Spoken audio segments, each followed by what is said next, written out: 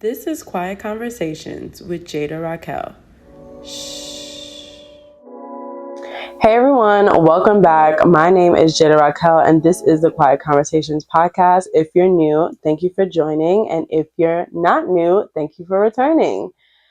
Today's episode is called What's Up Doc, and we're discussing all health. Health, wealth, what it does for us, what it can do for us. So let's get into the episode. So the topic today is, as we get older, many of our habits stop serving us. With cancer rising among younger people, this episode explores how to adjust your lifestyle to better match your age. So let's get into part 1 through 3. Part 1 is move your body. Part 2 is food is either medicine or cancer. And part 3 is when's the last time you visited the doctor? Let's get into the story time. Before I go into part 1, let's discuss a quick little story time of when I started my fitness journey. When I turned 23. I think when I turned 23, I looked back at my pictures and I was like, was it 23? I think when I turned 24. When I turned 24, I had on this dress. It was really mini, it was short, it was tight. And I just looked uncomfortable when I look back on the pictures. And my birthday is April 1st, and shortly after that is when I started my fitness journey. I also was going through a lot mentally, and I think I needed something to also shift my mind off of all of the stuff that I was going through. So I started my fitness journey, I think, end of April, and I hired a trainer, and I was with that trainer for 6 months.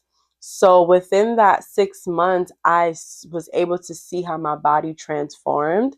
I learned how to correct my form, how to push myself in ways that I've never been pushed before. I didn't grow up playing sports, but I did play outside a lot. But as you get older, you stop playing outside and you stop doing all those things. So I realized that I had to be intentional with the way that I moved my body. So within that summer and a couple months after that, I really pushed myself to the best of my abilities. And then once I stopped using that trainer, I then pushed my mind to train myself. So I was thinking okay, if I continue to hire a trainer and go the trainer route, I'm showing up for this person and I'm not showing up for myself. So I let go of the trainer and I said, okay, the same way you were showing up for him, showing up on time, waking up on time to meet this trainer, you now have to do that for yourself. Because I am the type of person that once I get comfortable with something, I kind of start getting lazy. I start getting lackadaisical. So I said, okay, so the same energy that I'm putting in with this trainer, I need to put in that same energy with myself. So I let go of the trainer in October. And then I said, okay, show up for yourself. Make sure that you're on time. Make sure that you have your splits for the day. Make sure that you're wearing the proper attire so that when you do your workout, you don't have an excuse in the gym to say, oh, I don't have on a proper safe sports bra, I can't do jumping jacks. So no, that was not, it was a non-negotiable for me. The same way I had a non-negotiable with a trainer, I had to make sure I put that energy into myself. So let's get into it. When I realized when I had a trainer that you do not need a gym membership in order to move your body. When I had my trainer, we were outside on the football field, we were running, we were lifting, we were squatting, we were calisthenics. We were doing a whole bunch of stuff that you don't need gym equipment for. I realized that a lot of people, myself included, before this thought that, okay, in order for me to be in the best shape of my life, I need a gym membership. And I do realize that a lot of people feel like that based off of what they're seeing on social media. You're seeing the top influencers in the gym all the time and making their content and everything looks so perfect and prime. But honestly, all you need is a couple dumbbells, some resistant bands, and calisthenics and running and cardio and all of the things. Get that out of your mind. And also, I pledge, so I know excuses is a non-negotiable. Stop making excuses for yourself. If you don't like the way that you look, eventually you're gonna get tired of your own shit and you're gonna want to get up and be the best version of yourself from then on until you die. It's What am I doing to be the best version of myself? Am I getting up? Am I moving my body? um TikTok, YouTube, Instagram, like I said, there's so many influencers out there that are making content and making really good content for you in order for you to put a split together. A split is basically like your gym routine for the day. Put your split together so that you are able to modify your body the way that you want to. For example, I have naturally thick arms, I think so, and I'm really top area heavy. So I make sure that every time I work out, and I incorporate arm workouts, back workout, chest workouts, um, and core, because my lower half of my body is really easy for me to build muscle the way that I want to. But now I'm focusing on not just building muscle and gaining, but toning out and leaning the way that I want to. So you can do the same based off of the things that influencers are posting, and you can create your gym routine based off of that. If someone makes a 5-minute videos of 5 different workouts, you don't have to use that entire video.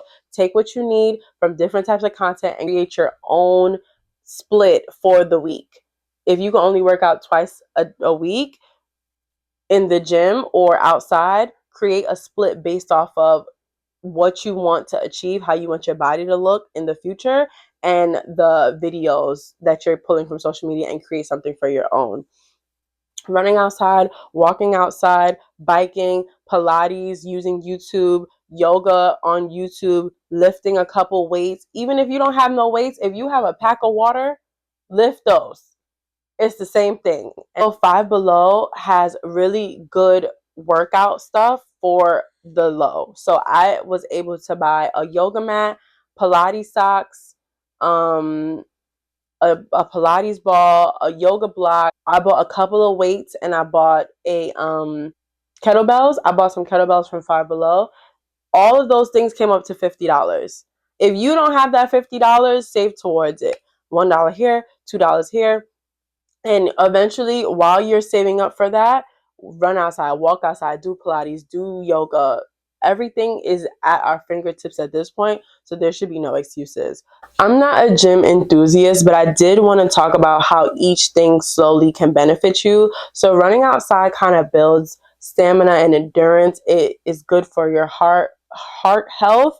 Walking also, I know a lot of people do the 10,000 steps a day. I kind of want to get into that also, to kind of like lean out my body and kind of push myself to do that. I sit at a desk all day, so like 10,000 steps a day kind of could get your body moving. And if you didn't know, everyone at minimum is supposed to walk 20 minutes a day, a brisk walk, minimum, nonstop, no stopping, walking 20 minutes a day. And this could benefit you as a person. It just makes you stronger, obviously, but it also gets your body moving. Blood circulation is also very important.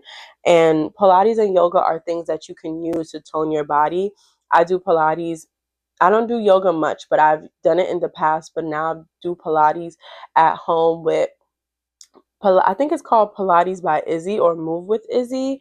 And there's another, I'm gonna list it on the screen right here, but there's a couple of two Pilates instructors that I do use. And there's one yoga instructor, a Black woman that has her own channel called Move with Ariana. And I'm gonna list all of that in the description below. Let's get into part two. Part two is food is either medicine or cancer. So a little backstory about me. Cancer runs in my family, so I'm very intentional about what I eat because I don't want to feed that cancer. My uncle died of brain cancer. My grandmother died of cervical cancer. My great aunt, which was my grandmother's sister, passed of breast cancer. Breast cancer does run in my family. So I'm very intentional, and I've always been intentional since COVID to not feed certain things. So I do not eat dairy. I do eat it sometimes. I do not eat dairy. Cheese is a non-go. I eat vegan pizza because I'm very intentional, and I do know that dairy holds on and builds mucus in the body. So I'm very intentional about what I eat. I wanted to talk to you guys about the importance of reading labels. And no, it does not make you dramatic. You are putting this stuff into your body. So I tried to buy food. Say, for example, if I'm buying bread, I try to buy bread that has ingredients on the label that I can pronounce. If I know what this thing is, cool, I'm buying it. If I don't, if I see sodium chloride enzymes, child, if I can't pronounce it, I'm not eating it. If I cannot pronounce it, I'm not buying it, because there's a lot of food that have gums in it, whatever that is. I don't know if that holds the stuff together. I don't know. There's a lot of food that have gums in it. Yellow dye, red dye, blue dye 5, orange 5, black 2. Like, there's a lot of stuff that we don't know now are in our foods, and we have the self-awareness to use our smartphones that we are paying thousands of dollars for to Google what certain things are. Because my aunt also studied chemistry, and she told me that sometimes, even if something is like a chemical, does not mean it's necessarily bad for you. Sometimes it's like the I think she said it's like the chemical version of like the healthy option, something like that. So sometimes just Google certain foods. I know people use the Yucca app to scan food to see how good or bad it is. So if that is something that you feel like you need to do it, because at the end of the day, you're feeding your body. What you feeding your body is what your body is going to produce. So if you're working out every day but you're eating terrible, you're going to be slow, you're going to be sluggish, you're going to, like, we have to, for our kids, for our future grandkids, and for yourself, before you think about anybody else, make sure that you are feeding yourself whole foods and nourishing your body the way that you need to. I'm West Indian, so I didn't really grow up. My father was very strict on how I was raised, so I didn't grow up drinking soda. I had 1 cup of juice a day when I was a kid. I couldn't drink juice when I was eating my dinner. I had to eat vegetables. I had vegetables on my plate with every meal.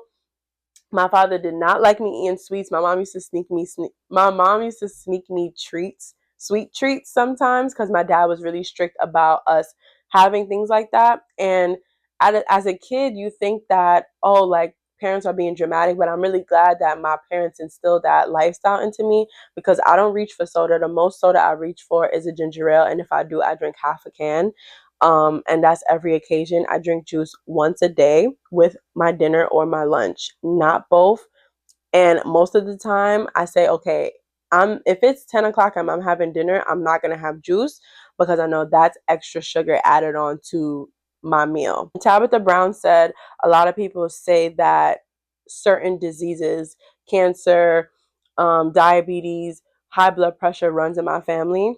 And it's not that that disease runs in your family, it's the food that you've eaten in your family has been consistent generationally. So of course, your grandmother had high blood pressure. If you're eating the same type of food your grandmother ate, your mom might have high blood pressure, and you might have high blood pressure. But if you change the way that you decide to eat, if you nourish your body, if you eat whole foods, if you have less sugar, if you have less salt, you might be the oddball, well, not oddball out, you might be the one person in your family that doesn't develop anything. So although I might sound like I'm being dramatic, but I really take key in what I eat most of the time. If I'm on for example, I went to Las Vegas a couple weeks ago. I had In-N-Out. I had it twice. You know why? Because they don't got In-N-Out in New York. And I wanted to enjoy that burger. Do I feel bad about it? Absolutely not. I also eating fruits and drinking my water and eating whole foods when I was out there? Absolutely. But did I have that burger? Yes, I did. Did I enjoy it? Yes, I did. And did it have cheese on it? Absolutely. But everything, like I said, is in moderation. So when you have that burger, make sure that when you have that burger, drink some water with it. Everything is about balance. You get what I'm saying? Every life ebbs and flows. I'm not telling you to not enjoy your life and not enjoy the food that is placed in front of you or things that you want to try, but make sure that you're being mindful about the food that you're putting into your body, because at the end of the day, that's where our energy comes from. So let's get into part 3. Part 3 is, when's the last time you visited a doctor? How are you supposed to get better and change your lifestyle if you don't know what's wrong with you? If you're constantly tired, if you're always feeling sluggish, most of the time, and most of the time you have a lack of vitamin D or you're anemic, you have low iron. You would never know this if you don't get your blood checked. Go get your blood checked. Go get your blood checked and see what's going on in the inside. Also, I've seen a lot of people eat based off of their blood type. If that's something that you want to try, look into it. I think it's pretty expensive, but if you want to save up for it, why not? I say I go to the doctor, my primary care doctor, every 6 months. I go to my eye doctor every year. I go to the dentist twice a year, every 6 months. I go to my OBGYN every 6 months, but I get an annual every year. But half of the year, I just go to make sure my girl is running a good ship. You get what I'm saying? My girl run a tight ship around here, period. You have to make sure you go to the doctor. I don't care how much you're going to the gym. I don't care how good you're eating. Go to the doctor. I don't want to say I'm black, so I'm going to say this. Black people, we do not go to the doctor, and rightfully so. We don't have good experiences and good history with healthcare, but find a doctor that looks like you. All of my doctors either look like me or is a person of color. And also is women. I trust women doctors, women black doctors way more than I trust any other doctor. All of my doctors are women, and my dentist is an Indian American woman. I am very prideful on the healthcare people that are in my life, because at the end of the day, they can tell you things that you can't probably figure out on your own. When you go check your blood, you should tell your doctors what you're going through. When you go to the dentist, you should tell them what you're feeling and if you're having pain, et cetera, because then they can figure out how to make it stop or how to make you better. As an adult, we need to do better to invest in ourselves. Don't just invest in expensive things like trips and bags and stuff. This is your life, and if you're not well, how are you going to enjoy it? If you do not have insurance, that's something that you can look into.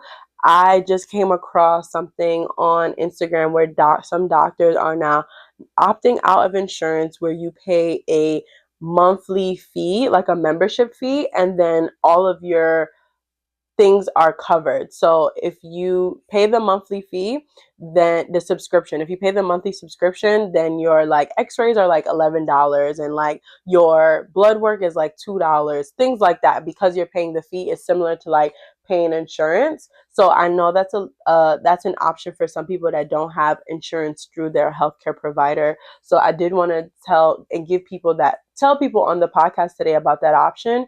If you feel as though you may not have many options, you don't always have to go through a big health insurance company.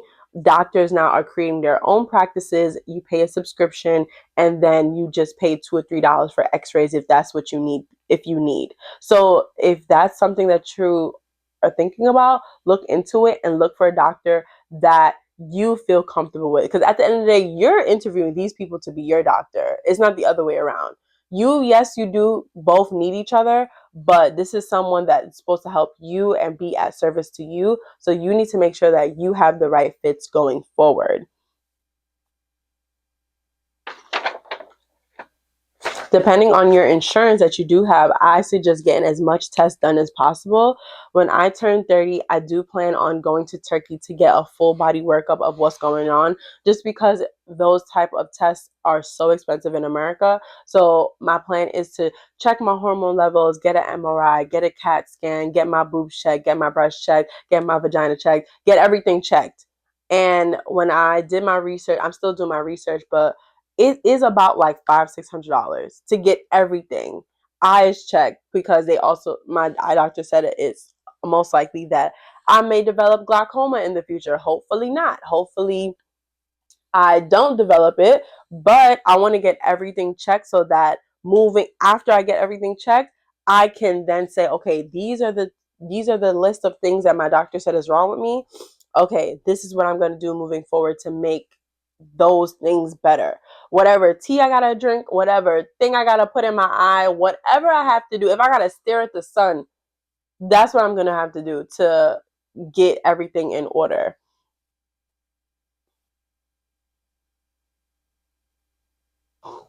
I'm going to tell you guys a couple of recent tests that I did get. I did recently go to the OBGYN, and I did get an ultrasound of my breast, and I also got an ultrasound of my uterus, and internally and externally. So females, women, are if you're comfortable, I suggest you do get a ultrasound of your breast. I have dense breasts, so I have to, and breast cancer runs in my family. So the ultrasound makes sure, and they check to see if there's any tumors, if there's anything. I'm not a health freak. I'm not scared of certain things like that, but I just want to be on top of certain things so nothing surprises me in the future. I got an ultrasound of my uterus internally and externally. Just like I said, my grandmother has cervical cancer, so I like to be ahead of the game. And I think that you should too. Men, you're supposed to get your prostate checked when you turn 40. I think that men should be making sure that they do everything and they can to avoid having prostate cancer. Not sure what that looks like, but go to the doctor, and men, please go to the doctor. And if anything is not looking right on your end, make sure that you talk to your doctor, talk to them about the problems and the pains and everything that you are dealing with and going through. Um, and yeah, I hope that this episode was insightful. I hope you learned a lot. I hope that you're moving your body for yourself, for your kids, for your future kids, for your future grandkids, because like me and my boyfriend and I tell our parents all the time that if someone was God forbid to kidnap me, or kidnap him, or God forbid kidnap your grandchild, are you going to be able to chase down that killer, that kidnapper? Are you going to be able to chase them down? If you can't say yes to that question, take your ass to the gym. That's just another way to get people moving and grooving. But thank you guys so much for watching this episode. My name is Jada Raquel. I hope you learned a lot today, and I hope that if you don't go to the gym yet, I hope you go to the doctor first and make sure everything is all checked out on your end. Bye.